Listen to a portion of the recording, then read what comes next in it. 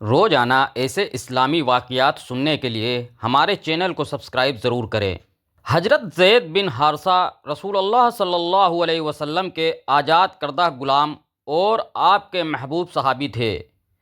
صحابہ اکرام انہیں حب رسول اور ان کے صاحبزادے اسامہ کو حب بن کہتے تھے۔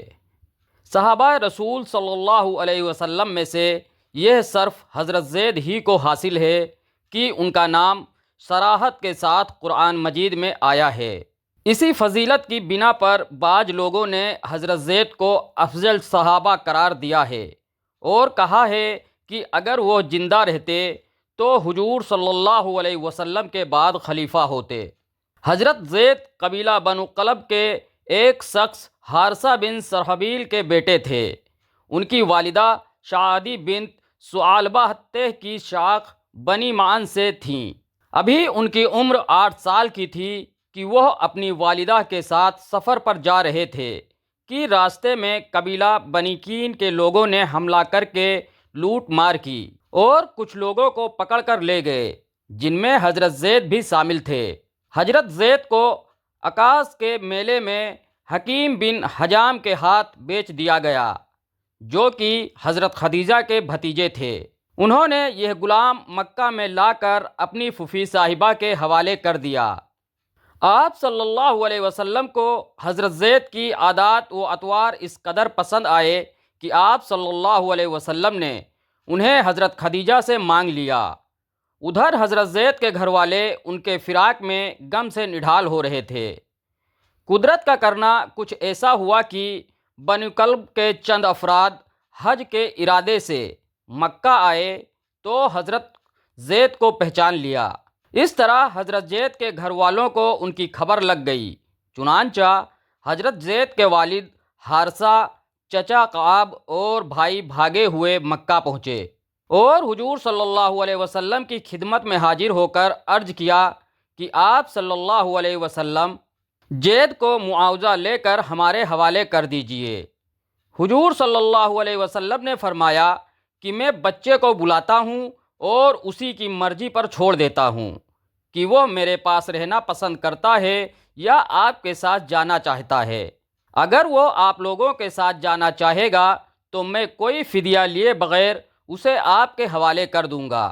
آپ صلی اللہ علیہ وسلم کی یہ بات سن کر وہ بہت خوش ہوئے۔ چنانچہ حضرت زید کو بلایا گیا اور ان کے باپ اور چچا کے سامنے ان کے ساتھ بات کی گئی اور دونوں صورتیں ان کے سامنے پیش کی گئیں۔ حضرت زید نے جواب دیا کہ میں آپ صلی اللہ علیہ وسلم پر کسی کو ترجیح نہیں دے سکتا۔ میرے جو کچھ بھی ہیں آپ صلی اللہ علیہ وسلم ہیں۔ حارثہ یہ سن کر بہت مضطرب ہوئے اور کہنے لگے، زید کس قدر افسوس ہے کہ تو غلامی کو آزادی پر ترجیح دیتا ہے اور اپنے ماں باپ اور خاندان کو چھوڑ کر غیروں کے ساتھ رہنا چاہتا ہے۔ حضرت زید نے جواب دیا کہ اس ہستی کے ساتھ رہ کر میری آنکھوں نے جو کچھ دیکھا ہے اس کے بعد دنیا و ما فیہا کو اس کے سامنے بیکار سمجھتا ہوں۔ حضرت زید کا یہ جواب سن کر باپ اور چچا بخوشی راضی ہو گئے۔ حضور صلی اللہ علیہ وسلم نے اسی وقت حضرت زید کو آزاد کر دیا اور حرم میں جا کر قریش کے مجمع عام میں اعلان کرا دیا کہ آپ سب لوگ گواہ رہیں، آج سے زید میرا بیٹا ہے، یہ مجھ سے وراثت پائے گا اور میں اس سے۔ حارثہ نے یہ سنا تو اور بھی خوش ہوئے۔ باپ اور چچا دونوں مطمئن ہو کر واپس چلے گئے۔ اب وہ کبھی کبھی مکہ آتے اور حضرت زید کو دیکھ کر آنکھیں ٹھنڈی کر لیتے، کیونکہ حضرت زید کو آپ صلی اللہ علیہ وسلم نے آزاد کر کے بیٹا بنا لیا تھا، اس لیے لوگ اب آپ کو زید بن محمد پکارنے لگے تھے۔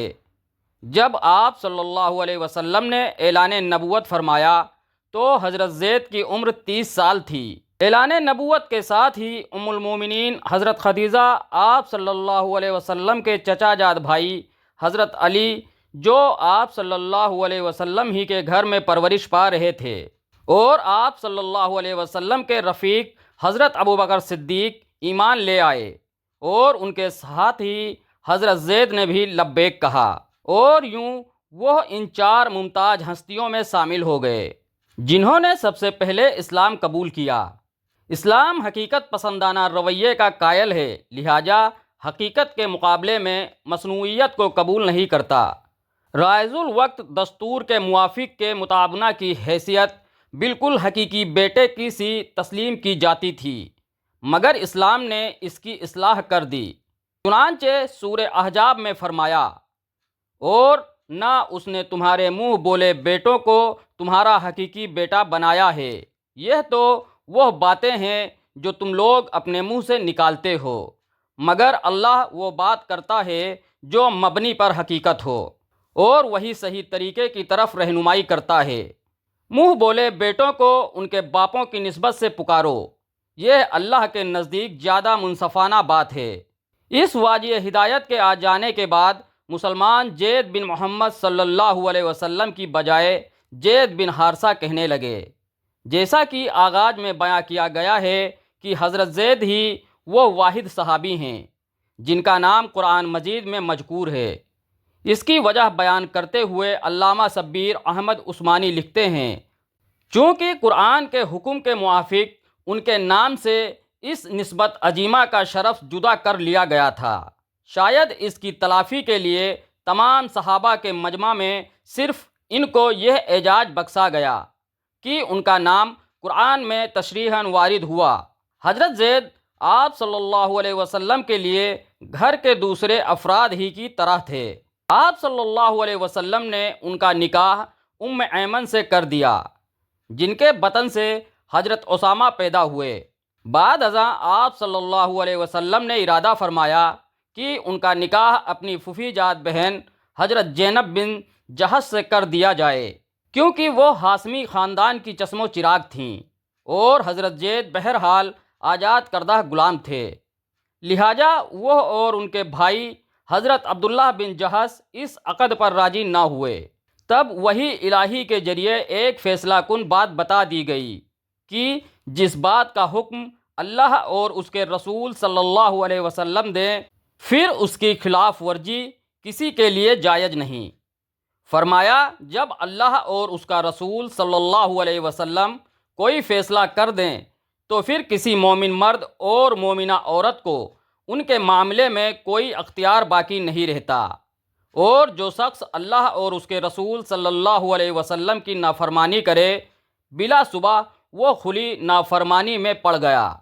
اس آیت کے سنتے ہی حضرت زینب اور ان کے گھر والوں نے بلا تعامل اطاعت ہم کر دیا۔ چنانچہ اس کے بعد نبی اکرم صلی اللہ علیہ وسلم نے ان کا نکاح پڑھایا۔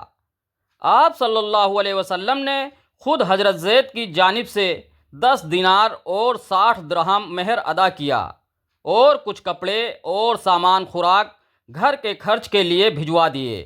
حضرت زینب حضرت زید کے ساتھ عقد نکاح میں منسلک تو ہو گئیں، مگر وہ اس احساس کو کسی طرح مٹا نہ سکیں کہ حضرت زید ایک آزاد کردہ غلام ہیں اور ان کے اپنے خاندان کے پروردہ ہیں۔ ادھر حضرت زید کو اس بات کا گہرا احساس تھا کہ وہ عرب کی معزز ترین شخصیت حضرت محمد صلی اللہ علیہ وسلم کے منہ بولے بیٹے ہیں، اور حضرت زینب پر ان کو قوامیت کا شرف حاصل ہے، اگرچہ اس سے قبل متبنہ کے بارے میں حکم آ چکا تھا، تاہم اللہ کو یہ منظور تھا کہ اس پر عمل درآمد کے لیے حضور اکرم صلی اللہ علیہ وسلم کی سیرت سے نمونہ پیش کیا جائے۔ رسول پاک صلی اللہ علیہ وسلم کو آپ کے ساتھ بے حد محبت تھی۔ طبقات ابن سعد کے مطابق حضرت زید کو آپ صلی اللہ علیہ وسلم نے 9 دفعہ سپہ سالار بنا کر بھیجا۔ آپ نے تقریباً تمام معروف معرکوں میں شرکت کی۔ غزوہ المریسی میں آپ شامل نہ ہوئے کیونکہ حضرت صلی اللہ علیہ وسلم نے آپ کو مدینے میں اپنے جانشین کی حیثیت سے چھوڑا تھا۔ حضرت زید تیر اندازی میں مہارت رکھتے تھے اور اس فن میں ان کا کوئی ثانی نہ تھا۔ رسول پاک صلی اللہ علیہ وسلم کو حضرت زید کے بیٹے حضرت اسامہ سے بہت پیار تھا، جس طرح آپ صلی اللہ علیہ وسلم اپنے نواسوں کو گود میں بٹھاتے تھے، اسی طرح اسامہ کو بھی بٹھاتے۔ حضرت ابن عمر کہتے ہیں کہ حضرت عمر فاروق نے حضرت اسامہ کا وظیفہ میرے وظیفے سے زیادہ مقرر کیا تھا۔ میں نے وجہ پوچھی تو حضرت عمر فاروق نے فرمایا کہ اے بیٹے، اسامہ حضرت صلی اللہ علیہ وسلم کو تجھ سے زیادہ پیارے تھے اور ان کے والد تیرے والد سے زیادہ آپ صلی اللہ علیہ وسلم کو محبوب تھے۔ حضرت زید عظیم سپاہی بھی تھے، ان کے اندر سپہ سالارانہ خوبیاں تھیں۔ رسول اکرم صلی اللہ علیہ وسلم نے جب بھی کوئی فوجی مہم بھیجی اور اس میں حضرت زید شامل تھے تو سرداری انہی کے سپرد کی۔ اللہ کے رسول صلی اللہ علیہ وسلم نے انہیں 9 دفعہ مختلف مہمات کی طرف بھیجا۔ صلح حدیبیہ کے بعد حالات اس حوالے سے اسلام کے موافق ہو گئے تھے کہ پورے عرب میں اسلام کا پیغام بلا روک ٹوک پھیلنے لگا تھا۔ پھر فتح مکہ کے بعد جب پورا عرب گروہ در گروہ اسلام کے پرچم تلے جمع ہونے لگا تو آخری پیغمبر ہونے کی وجہ سے آپ صلی اللہ علیہ وسلم نے اللہ کی ابدی ہدایت کو باقی دنیا میں بھی روشناس کرانے کی ذمہ داری نبھانے کا قصد کیا۔ 8 ہجری میں بصرہ کے فرمان رواں کو بھیجی جانے والی سفارت اسی سلسلے کی ایک کڑی تھی۔ حضرت صلی اللہ علیہ وسلم کے سفیر حضرت حارث بن عمر اجدی کیسر روم کے نام آپ صلی اللہ علیہ وسلم کی طرف سے نامہ مبارک لے جا رہے تھے کہ انہیں شہید کر دیا گیا۔ آپ صلی اللہ علیہ وسلم کو اس بدعہدی پر بڑا رنج ہوا۔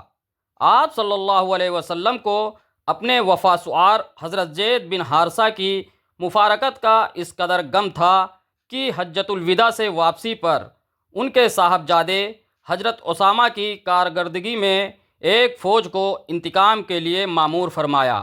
چنانچہ حضرت اسامہ اسلامی دشمنوں سے انتقام لے کر غیر معمولی کامیابی کے ساتھ ہی مدینہ واپس آئے۔ واللہ عالم، جزاکم اللہ خیر۔